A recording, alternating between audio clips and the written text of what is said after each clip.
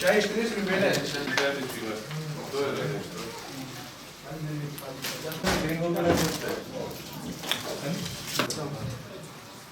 Kullanalım. Зараз що там, де гів'йоти? Треба ще знаєш, що кожен не грав.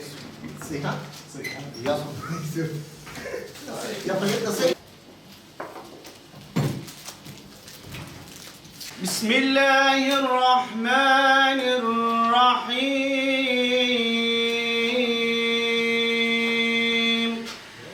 وسيق الذين اتقوا ربهم إلى الجنة زمرا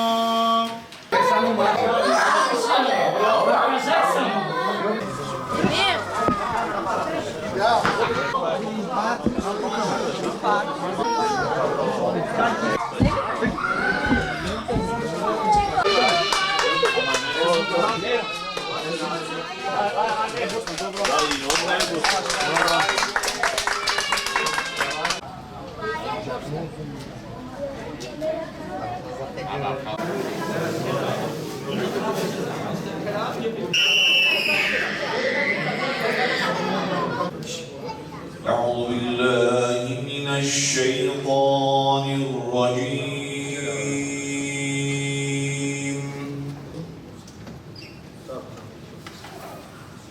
بسم الله الرحمن الرحيم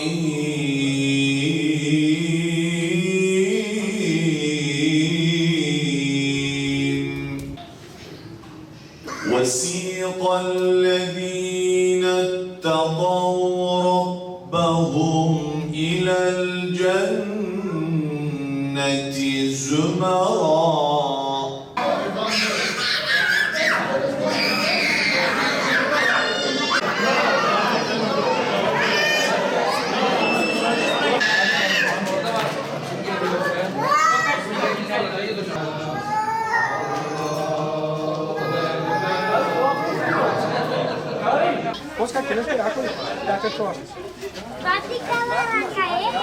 Makedonya'da sağlık sisteminde sünnet yapılamadığı için burada Müslüman çocukların sünnet olması gerekiyor.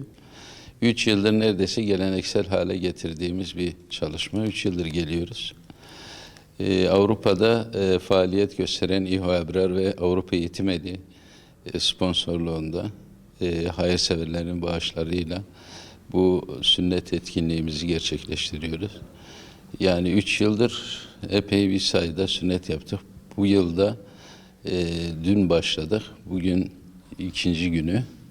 Yaklaşık 200 tane sünnet yaptık. Allah hayırlı severlerden razı olsun.